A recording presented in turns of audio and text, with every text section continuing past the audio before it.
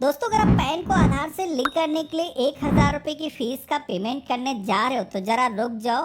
Pan को आधार से link करने का जो प्रोसेस है वो चेंज हो चुका है। नया फाइनेंशियल ईयर लागू हो चुका है। अब आपको नए प्रोसेस से ही पैन को आधार से लिंक करना होगा, जिसका यहाँ पर मैं पूरा प्रोसेस दिखाने वाला हूँ। तो सबसे पहले तो आप सभी को अपना जो ब्राउजर है वो ओपन करना है और यहाँ पर आप सभी को सर्च करना है इनकम टैक्स। जैसे लिख करके आप सर्च करोगे तो आप सभी के सामने जो पहली वेबसाइट आएगी incometax.gov.in, आपको इसी लिंक पे क्लिक करना है। क्लिक करते ही आप सभी के सामने ई फाइलिंग का जो इनकम टैक्स डिपार्टमेंट का पोर्टल है, आप इसी पोर्टल पर आ जाओगे।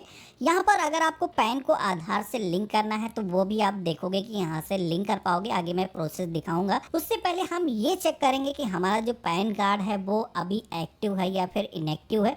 तो इसके लिए पोर्टल पर आप देखोगे तो यहाँ पर एक नया ऑप्शन जोड़ा गया है, वेरीफाई पैन स्टेटस का। इस ऑप्शन के माध्यम से हम ये चेक कर सकते हैं कि हमारा जो पैन कार्ड है वो एक्टिव है या फिर इनएक्टिव है। इसको चेक करने के लिए सबसे पहले तो आप सभी को अपना जो पैन नंबर है यहाँ पर फिल करना है। आपके पैन कार्ड पर जैसा भी नेम है सेम वैसे ही इस बॉक्स में आपको दर्ज करना है।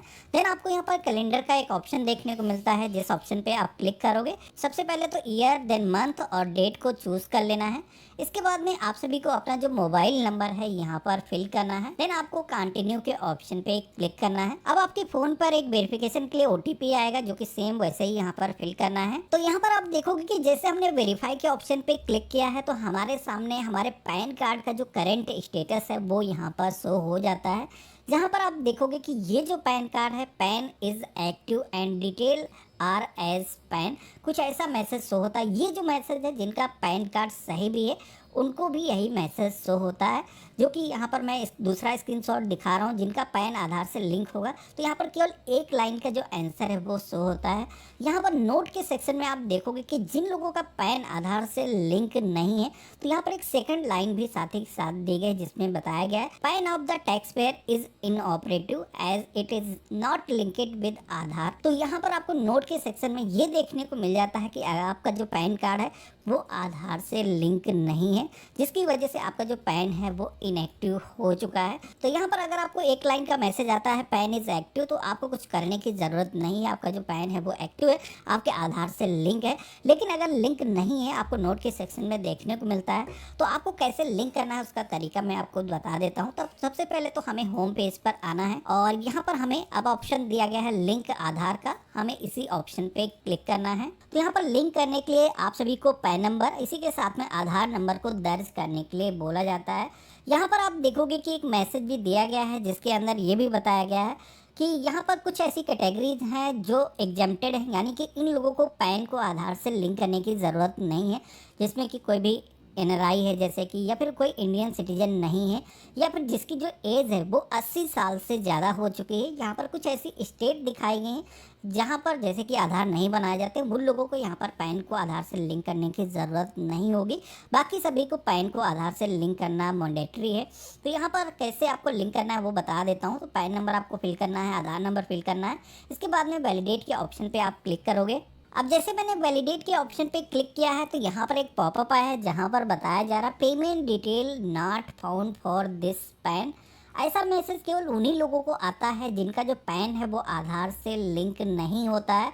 तो ऐसे में आपको लिंक करने के लिए कंटिन्यू टू पे थ्रू ई पे टैक्स के ऑप्शन पे क्लिक करना है। देन आप सभी को अपना जो पैन नंबर है यहाँ पर फिल करना है। कन्फर्म पैन के सेक्शन में रिपीट अपना जो पैन नंबर है यहाँ पर दर्ज करना है।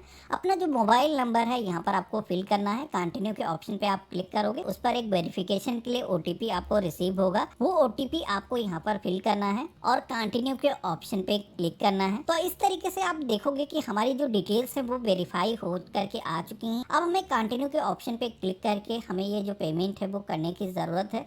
तो यहाँ पर क्लिक किया है। अब हमारे सामने कई सारे ऑप्शन आते हैं। तो यहाँ पर पहला जो ऑप्शन है इनकम टैक्स वाला, आपको इसी को सेलेक्ट करना है। अब यहाँ पर आप सभी को असेसमेंट ईयर अपना जो है सिलेक्शन करना होगा।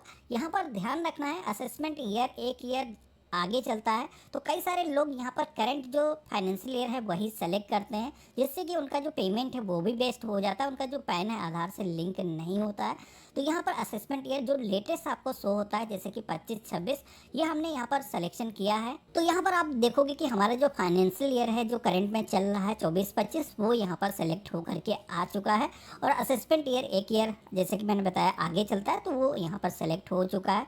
इसके बाद में आप सभी को टाइप ऑफ पेमेंट के सेक्शन में आना है। यहाँ पर आपको अदर रिसिप्ट वाला जो ऑप्शन दिया गया है 500 वाला, ये ऑप्शन ही सिलेक्शन करना है। जैसे आप सेलेक्ट करोगे तो आप सभी के सामने कुछ सब टाइप पेमेंट का ऑप्शन आ जाएंगे, जहाँ पर आप सभी को एक ऑप्शन देखने को मिलता है fees for delaying in linking PAN with आधार।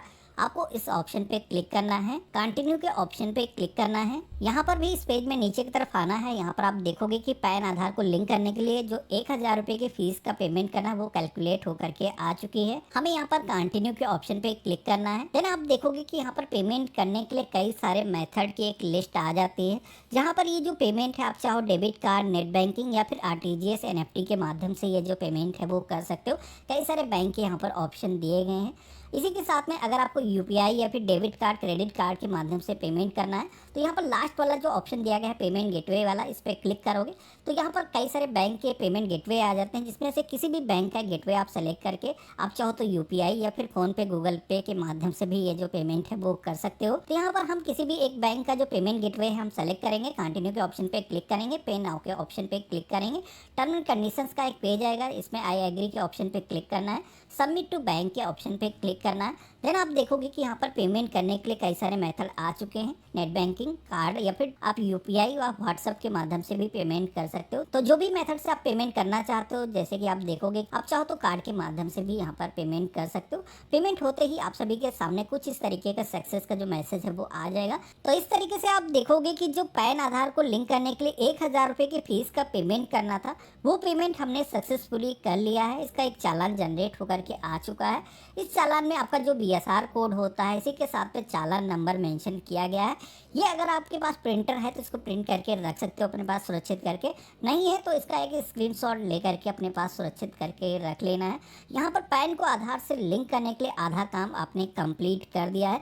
यहाँ पर पेमेंट करने के बाद में बहुत सारे लोग क्या करते हैं कि पैन आधार लिंक हो गया ऐसा वो समझते हैं, लेकिन आपका जो पैन है वो आधार से अभी भी लिंक नहीं हुआ है। आप सभी को कुछ घंटों का वेट करने के बाद में आपका जो पेमेंट आपने किया है इसको इंटरनली गवर्नमेंट की तरफ से वेरीफाई किया जाता है, जिसमें कि 4 से 5 घंटे लगते हैं अगर वर्किंग डेज है। उसके बाद में आपको दोबारा से पोर्टल पर आ करके अपना जो पेमेंट आपने चालान का किया है उसको वेरीफाई करने की ज़रूरत होती है, जिसके लिए आप दोबारा से पोर्टल पर डैशबोर्ड पर आओगे और लिंक आधार के ऑप्शन पे क्लिक करोगे। सेम उसी तरीके से अपना पैन नंबर, आधार नंबर आपको दर्ज करना है, वैलिडेट के ऑप्शन पे क्लिक करना है। तो इस बार आप देखोगे कि पहले जैसे कि पेमेंट डिटेल नॉट फाउंड हमें शो हो रहा था, इस बार आप देखोगे कि हमारा जो चालान नंबर है, जो स्लिप हमने जनरेट करके डाउनलोड किया था, इसी के साथ में BSR कोड यहाँ पर मेंशन किया गया है। 1000 रुपये की जो फीस का पेमेंट है वो भी यहाँ पर रिफ्लेक्ट हो चुका है। तो ये डिटेल रिफ्लेक्ट होने के बाद में आपको पैन को आधार से लिंक करने के लिए कंटिन्यू के ऑप्शन पे क्लिक करना है। अब यहाँ पर आप देखोगे कि आपके आधार पर जैसा नेम है यहाँ पर दर्ज करने के लिए बोला जाता है, मोबाइल नंबर दर्ज करने के लिए बोला जाता है।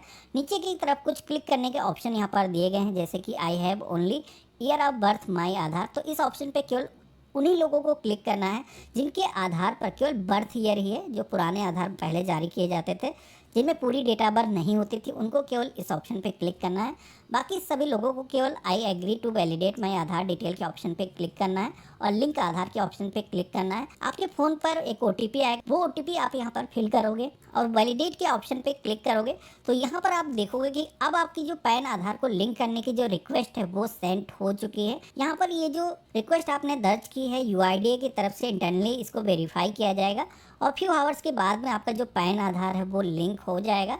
जैसे कि मैंने यहाँ पर अभी चेक किया है तो पैन हमारा आधार से लिंक नहीं हुआ है, लेकिन कुछ घंटों के बाद में दोबारा अगर आप आओगे स्टेटस चेक करोगे तो आपको कुछ ऐसा मैसेज आएगा, योर पैन, इसके बाद में आपका पैन नंबर होगा और यहाँ पर ऑलरेडी लिंकेड गिवन आधार, कुछ ऐसा मैसेज आएगा। मैसेज आने के बाद में आपका जो पैन कार्ड है आधार से आपके लिंक हो चुका है।